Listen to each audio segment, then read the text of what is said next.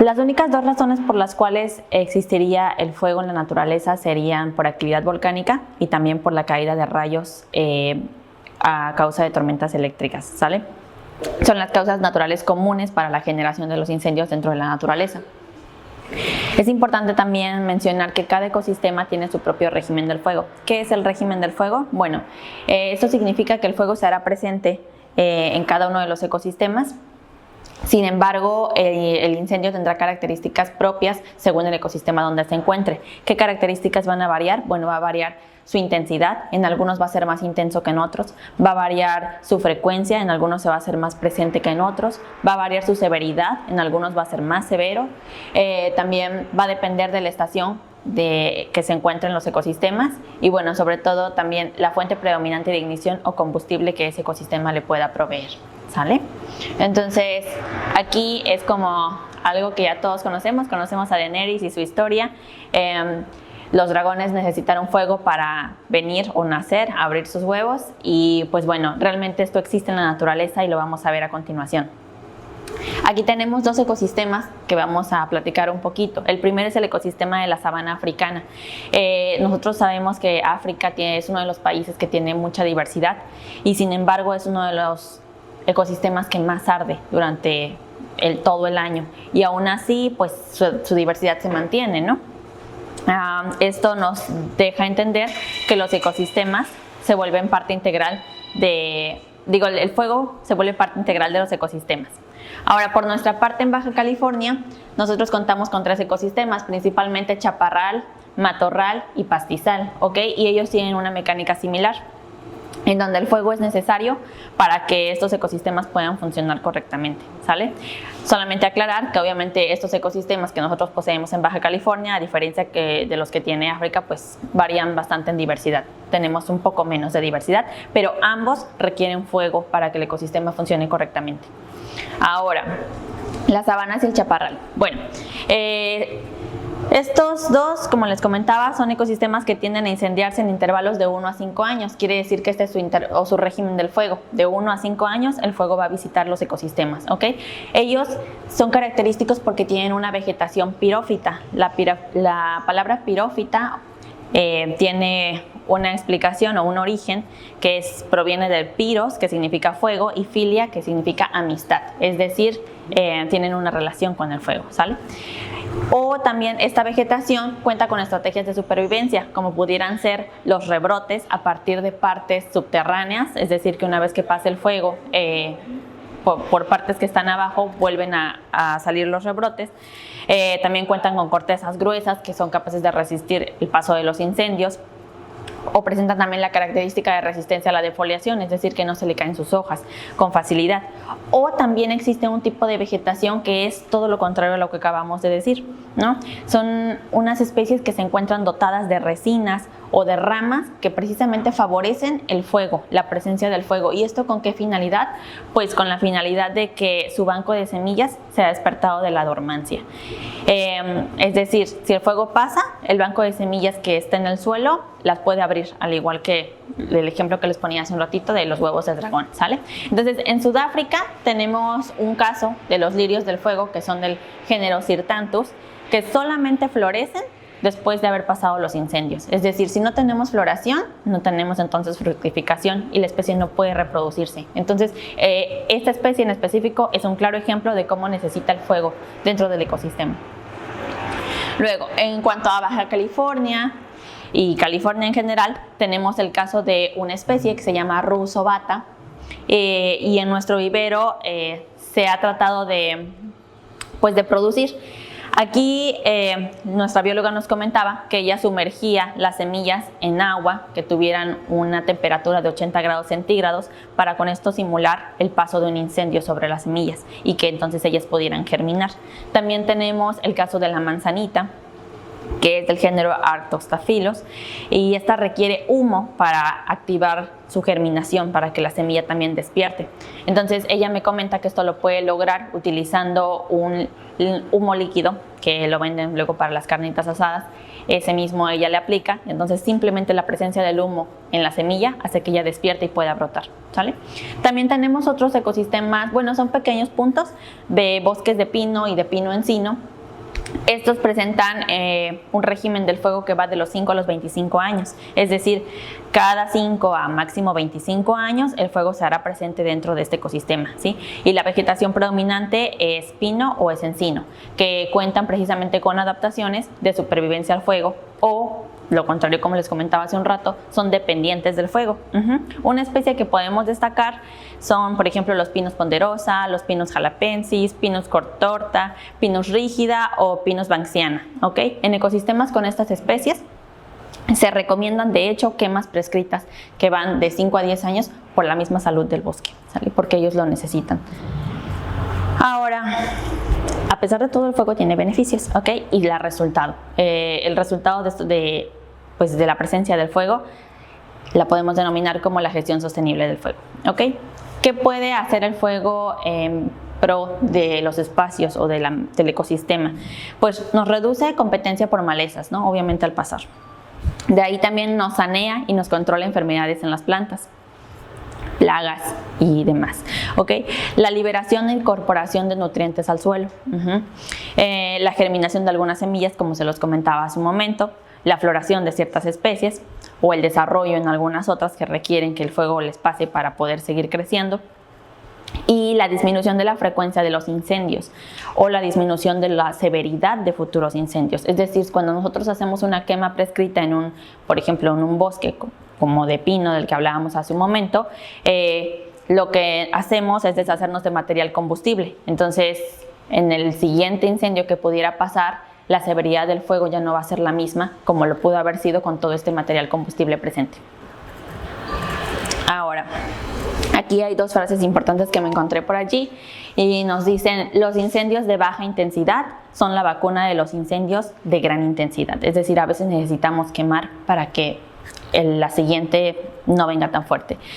Y también, si no gestionamos el monte con fuego, tarde o temprano el fuego lo gestionará por nosotros. Entonces, sí es importante que hagamos un manejo del fuego. Ahora, pues bueno, es fundamental aprender cómo actuar antes, durante y después de un incendio para así reducir su impacto, proteger nuestra integridad y salvaguardar ya sea bienes o pues la naturaleza misma. ¿Qué condiciones influyen para que un fuego se propague? Bueno, requiere de 3 condiciones. Requiere de que haya combustible, requiere de que haya también calor y requiere de que haya oxígeno. Ahora, ¿por qué ocurren los incendios tanto forestales como suburbanos? Porque ahorita vamos a hablar de ambos. Pues se calcula que las actividades humanas generan el 99% de ellos, ¿sale? Solamente el resto tiene causas naturales como las que mencionaba, actividad volcánica o caída de rayos. De ahí en fuera, los responsables desafortunadamente somos nosotros. Ahora, de acuerdo con la guía de incendios forestales que nos provee CONAFOR en el año 2010, los incendios en los últimos años se producen también principalmente por actividades agropecuarias y de urbanización. Unos ejemplos, ok, pues las rupturas de líneas eléctricas, accidentes automovilísticos, quemas por conflictos, a veces suele suceder allá en el sur, o yo creo que aquí en el norte también, que pues estoy enojado con el vecino y ¿sabes qué? Cuando menos se dé cuenta le voy a prender fuego a su espacio, a su terreno, pues para generarle algún daño, ¿no? Acciones intencionadas, descuidos por personas que no apagan bien el cigarrillo, que no apagan bien la fogata, es algo muy común. La tala ilegal, esto ¿por qué tendría que tener relación? Bueno, si yo le prendo fuego a un bosque, después, pues el bosque ya se murió, entonces tengo una justificación más válida para obtener madera, ¿no? Quemas agropecuarias no controladas, suele suceder también que a veces, ejemplo, cultivos como la caña requieren, para poder deshacerse de todo el follaje, prenderle fuego. Entonces, siempre que se va a cosechar caña, se le prende fuego al cañal. A veces, si las condiciones no son aptas, el fuego y digamos el cañal se encuentra en la parte baja del cerro, el viento hace su trabajo que es soplar y el fuego se nos empieza a subir a la parte alta pues de la montaña, entonces ahí se nos hace ya un incendio que no está controlado. Deja de ser una quema y empieza a hacerse un incendio. Pues la quema de basura también es un problema, aquí se ve frecuentemente. Y bueno, el uso del fuego en otras actividades, como pudieran ser los hornos de carbón. Aquí tenemos una fotito. También hay gente que se dedica a producir carbón y a veces eso hay que estarlo vigilando. Si no se vigila, pues también las condiciones, si son aptas, permiten que el fuego se esparza. Bien, ahora, ¿qué tipo de incendios forestales existen? Pues tenemos tres, ¿salen? Los superficiales, los subterráneos y los de copa o aéreos. ¿Cuáles son los superficiales? Bueno, el fuego se propaga en forma horizontal sobre la superficie del terreno y alcanza una altitud de hasta 1,5 metros de altura, hasta allí, ¿sale? Estos pues afectan combustibles vivos, también muertos, pues como lo son hojas, ramas, todo lo que se encuentra en la zona baja, pequeños arbustos, árboles, regeneración natural y pues todo lo que haya en ese ecosistema en la zona superficial. De ahí vienen los subterráneos. Este se caracteriza por no verse a simple vista. A lo mejor a simple vista lo único que vamos a observar va a ser humo emanando del suelo. Y pues cuando este se propaga por el suelo, cuando el incendio se propaga por el suelo, no solamente llega a quemarse en la materia orgánica acumulada, ¿ok? Y las raíces de los árboles. Puede alcanzar algunos afloramientos rocosos y pues bueno, lo que les comentaba, no producen llamas, solamente emiten un poco de humo. Y de ahí vienen pues los más complicados de controlar, que son los de copa o aéreos. Y aquí pues lo menciona, son los más destructivos, los más peligrosos, los más difíciles de controlar. ¿Por qué? Porque el fuego ha consumido toda la parte baja de la vegetación y ha logrado alcanzar la copa de los árboles. Entonces ya cuando alcanza las copas de los árboles y viene el fuego, se prende todo. Entonces, para que lo puedan ver, aquí están algunos ejemplos. Aquí tenemos el superficial, aquí tenemos el subterráneo, donde sí hay llamas, pero realmente lo que vamos más a encontrar alrededor va a ser humo, y los de copa, que se ve ya así como todo el desastre. Entonces, pues bueno, ¿qué condiciones influyen para que un incendio forestal se propague? Pues hay dos condiciones, las condiciones permanentes y también las transitorias, ¿ok? Las condiciones permanentes pues es la composición de los combustibles que hay en ese lugar, ¿ok? Las especies vegetales que hay en ese lugar, porque como ya lo vimos, hay algunas que están más propicias a generar o favorecer el fuego y hay otras que no, ¿ok? Y pues la topografía también, si el terreno es plano, si el terreno tiene un poco de más bordes, etcétera, ¿ok? Las condiciones transitorias, que son las de tipo meteorológico, es decir, la temperatura, por ejemplo, la temperatura que manejamos aquí, la temperatura y la humedad, ¿ok? Que manejamos, por ejemplo, aquí en el norte, pues la temperatura es más alta y la humedad es más baja a comparación que en el sur, donde la humedad es más alta, ¿ok? Y la velocidad y la dirección del viento, también aquí se extiende mucho el viento. Pues ya vimos que es un ecosistema que tiene un régimen del fuego pues más frecuente o más alto. Entonces, mediante las condiciones permanentes podemos conocer las probabilidades del fuego, porque sí, los incendios sí se pueden predecir hasta cierto punto, ¿ok?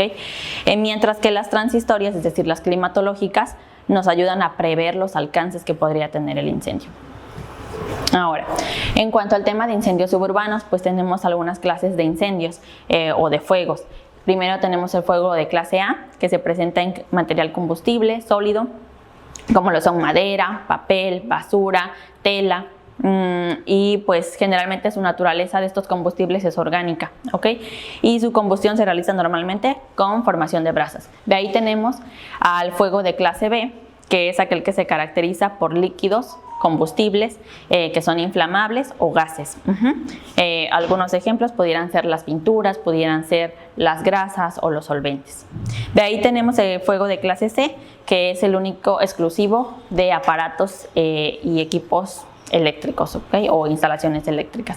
El fuego de clase D es aquel en el que intervienen metales como el magnesio, titanio, litio, potasio. Y finalmente el fuego de clase K es aquel que se presenta únicamente en instalaciones de cocina, ¿ok? Involucra sustancias combustibles como aceites o grasas, ¿ok? Cuando tenemos un incendio en cocina es simplemente de fuego clase K. De ahí tipos de incendios suburbanos. Pues bueno, ¿cómo los podemos mitigar? El fuego de clase A se debe eliminar con un componente, bueno, con el componente de temperatura, porque podemos, de los tres componentes para que el fuego se dé, podemos a veces manipular algunos para aumentarlo o para disminuirlo. Entonces, para los fuegos de clase A, el agua es la sustancia extintora ideal. y ya existen pues los extintores que nos indican A, B o C o la espuma líquida. Para los fuegos de clase B, pues se debe eliminar el componente aire. Si nosotros lo hacemos, el fuego cede, entonces se usan extintores del tipo BC. Después, para los fuegos de clase C se usan extintores BC o ABC, lo dice ahí en el extintor, y si la corriente está solo si la corriente está conectada, ¿ok? Esto es muy importante. Una vez que la corriente esté desconectada, entonces ya se puede utilizar agua o los extintores que mencionamos para el fuego de tipo A. De ahí, para el fuego de tipo D se debe eliminar componente ya sea aire o temperatura, ¿ok? Esto requiere extintores más específicos con polvos químicos especiales para la clase D. Finalmente, para el fuego de clase K se requiere aislar el combustible y se utilizan extintores especiales para apagar ese tipo de incendios, ¿ok? Estos, pues solo dato curioso, contienen una solución acuosa que se llama acetato de potasio. Bueno, otra clasificación de incendios de acuerdo al lugar donde se presentan. Pues se presentan los incendios urbanos, como ya lo mencionamos, aquellos que se causaron por un choque, por la caída o el truene de un transformador. Existen los incendios industriales que se dan pues frecuentemente aquí, que es una ciudad industrial ocasionada pues no sé, sobrecalentamiento de máquinas, etc. Los incendios forestales que se dan pues por las causas pues más que nada descuido, pero también pudieran haber algunas naturales, y los incendios en transportación, pues cuando un choque automovilístico o el carro ya no funcionó, se calentó, se prendió y esto se nos descontroló. Ahora, ¿qué podemos hacer antes? O sea, ¿cómo podemos prevenir los incendios? Pues bueno, ya todos sabemos algunas medidas como no sobrecargar los enchufes con demasiadas clavijas, no tapar lámparas o cosas que pudieran calentarse, y de ahí revisar periódicamente pues tanques, tuberías, instalaciones eléctricas, mantener fuera del alcance pues de las infancias las velas, materiales inflamables. ¿Y qué más? Pues guardar líquidos flamables, ahora sí en un lugar específico donde no sea como a la vista de todos, y sobre todo que tengan etiqueta, también es muy importante. ¿Qué más también podemos hacer? Mantener limpio de material combustible, incluidas plantas y macetas, en un radio de 10 metros en todo el perímetro de la casa habitación. Ok, eso es lo que a veces llamamos como brecha cortafuego. Si nosotros sabemos que puede haber un incendio, es importante liberar un espacio donde no haya absolutamente nada más que suelo, para que en caso de que el fuego llegue, hasta ahí se detenga y pues no avance más, ¿sale? Ahora, hay un manual de compostaje que menciona distintas maneras de realizar composta, y a la vez se aplican también distintas maneras de seguridad para cada una. ¿Por qué? Porque cuando nosotros hacemos composta pues estamos haciendo una acumulación de material vegetal que pudiera ser utilizado o pudiera ser combustible, ¿no? Entonces también se tiene que proteger estas compostas de que en algún momento el fuego llegara, y pues sobre todo contar con un plan y un kit de emergencia para estas situaciones. ¿Cómo prevenimos los incendios forestales? Bueno, para prevenir los incendios forestales es muy importante establecer brigadas, ¿ok? Y de ahí tenemos que, estas brigadas tienen que trabajar en la reducción del combustible o modificar su continuidad. Más adelante les explicaré cómo. Tanto en forma horizontal como vertical. Horizontal para evitar los incendios superficiales, vertical para evitar los incendios de copa. Ok, unos ejemplos, pues retiramos basura o material combustible en cerros, laderas o zonas vegetadas. También evitamos arrojar nuevamente basura, materiales inflamables u objetos que pudieran favorecer la presencia del fuego. No tiramos colillas, no tiramos aparatos electrónicos, vidrios, botellas, ya sabemos por qué, el efecto lupa, aunque realmente pudiera ser mínimo. No encendemos fogatas, y en caso de que lo hacemos, pues las apagamos de la forma correcta, y realizamos lo que les comentaba, brechas cortafuego, ¿ok? Para que en el caso de que el incendio se llegara a presentar, tenga un límite y no avance más. De ahí, durante los incendios forestales, ¿qué podemos hacer? Ok, si se detecta calor, fuego o humo, pues tenemos que notificar a las autoridades, ¿no? Los servicios de emergencia. De ahí tenemos que conservar la calma, esto es muy importante, y tranquilizar también a los familiares, ¿no? Porque a veces entra o gobierna el caos.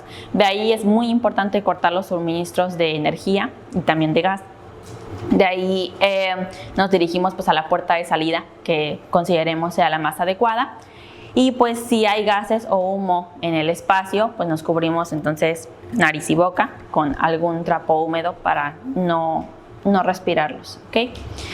También si se incendia la ropa o la ropa de alguien más, pues la indicación es rodar por el suelo, ¿no? Con la finalidad de que este se apague y cubrirse rápidamente con una manta para apagar el fuego, ¿ok? Como abrazarlo.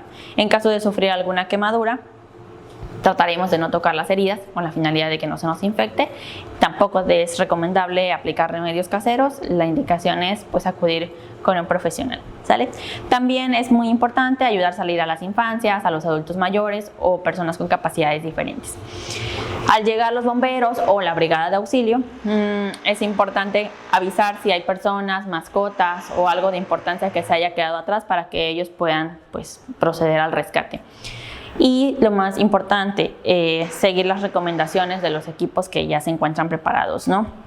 No acercarse a la zona del incendio, no realizar actividades al aire libre hasta que ahora sí que la calidad del lugar y del aire sean favorables.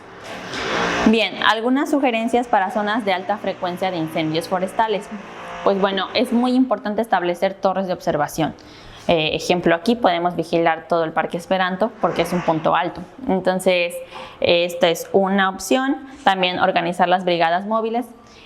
También no necesariamente tienen que ser un equipo de personas. A veces hacer monitoreos con drones actualmente está funcionando bastante bien. Y realizar sobrevuelos, bueno, es lo que les comentaba, ¿no? Con el dron. De ahí, bueno, creo que vamos bien. Estoy tratando de irme un poquito más rápido, entonces vamos a omitir ese descanso. De ahí, la gestión sostenible del fuego. Los y las combatientes. Hay mucha gente a la que le parece interesante ser combatiente, pero debemos recordar que todo combatiente está expuesto a riesgos por el simple hecho de enfrentar el fuego, ¿sale? Entonces, algunos riesgos de ser un combatiente forestal son los que vamos a mencionar a continuación, pues pueden ir desde una intoxicación, ya sea por el humo o asfixia en el peor de los casos, irritación de vías respiratorias, se les pueden desatar alergias, pues obviamente van a padecer estrés, pudieran tener también incluso infartos, pues por el tema de el estrés y el impacto, ¿no? Nunca están exentos de presentar mordeduras de serpientes o de algunos insectos. ¿Qué más? Pues obviamente insolación, deshidratación. Y pues aquí hay algo muy importante, mal de montaña. Esto se genera por la falta de adaptación de nuestro organismo a la altitud. Nosotros hemos trabajado en reforestaciones aquí en el Parque Esperanto. Yo recuerdo, andábamos plantando sobre los taludes. Recuerdo muy claro que una vez una voluntaria quiso apoyarnos y le entró, y simplemente al llegar a la cima del talud, que ni siquiera es un cerro, ella se empezó a sentir muy mal. ¿Esto a qué se debe? Bueno, solamente como dato curioso, se debe a que nuestro organismo pues tiene una cantidad de glóbulos rojos. Los glóbulos rojos son los encargados de llevar oxígeno pues a nuestro cerebro, ¿no? Y según la altitud que tengamos, ejemplo, Tijuana se encuentra casi a nivel del mar, máximo 1000 metros arriba del mar, en los puntos más altos, pues nuestra cantidad de glóbulos rojos realmente es baja porque no tiene presión, ¿ok? A mayor altura se ejerce mayor presión, entonces aquí tenemos muy poca presión.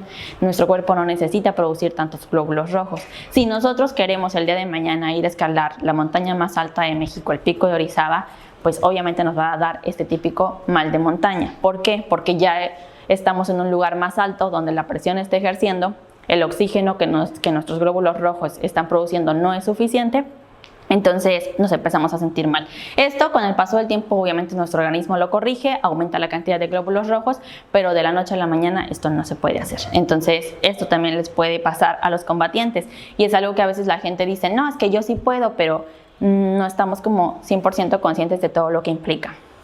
Y de ahí, para evitar cualquier accidente, pues los combatientes tienen que tener una preparación, ¿ok? En México se cuenta con una serie de cursos que los imparte CONAFOR y pues a continuación se los comento, solamente pues como datos también interés. El primero sería la introducción al comportamiento del fuego, el segundo combatiente forestal, repaso del combatiente forestal, introducción al comando de incidentes, hay un básico del sistema de comando de incidentes y un curso básico de prevención, combate y extinción de los incendios, ¿sale? Y bueno, aquí tengo algunas fotos de personas que pude conocer. Ellos dos son mis compañeros de clase y de generación, y pues ella es una chica que ha estado dentro de las brigadas. Todo el mundo está orgulloso de ella porque pues, es de las pocas mujeres que lo ha hecho. Y tenemos también a otro compañero, ¿no? Ahí se ven los incendios que han tenido que combatir. Ahora, ¿qué prendas es importante que tengamos cuando vamos a ser partícipes de los combates hacia el fuego, ¿no? Pues zapatos resistentes al calor, se recomiendan de piel o carnaza y con suela antiderrapante. También mezclilla o algodón en el caso de los pantalones, lo mismo que las playeras, de preferencia mangas largas, ropa interior todo de algodón, gogles o lentes, casco de seguridad porque nunca sabemos lo que pueda rodar, troncos, ramas, rocas y pues cantinflora por supuesto para evitar la deshidratación. ¿Cuáles son las herramientas de un brigadista? Bueno, aquí tenemos algunas muy específicas, como pudiera ser pues el azadón, el machete, las palas, los trinches, los rastrillos, las guadañas, y hay unas más especializadas como el Pulaski, el rastrillo MacLeod, pala forestal y hacha doble filo. ¿Okay? Aquí les puse algunas. Pala forestal son más resistentes, no es una pala como tan normal, sofoca el fuego, tiene el mango más resistente y ¿qué más? Es para arrojarle tierra al fuego, ¿sale? ¿Qué más? Se utilizan también, pues ya en algunos casos más drásticos, helicópteros y vehículos terrestres, pero realmente los combatientes siempre han sugerido que pues es más efectiva la presencia de personas, porque los helicópteros pierden una gran cantidad cuando el aire está corriendo, pues el agua con las sustancias que estos traen no cae al 100%, una parte se evapora y otra parte se la lleva el viento a otro lado donde no era lo indicado. ¿Qué otras recomendaciones para la batalla contra el fuego? Pues bueno, como primer paso, el personal que debe estar especializado tiene que realizar actividades de reconocimiento del terreno y obtener información detallada del incendio. A veces si las personas quieren ser partícipes, pues es bastante su apoyo, simplemente comentándonos como las características del terreno, los posibles puntos de acceso o de escape.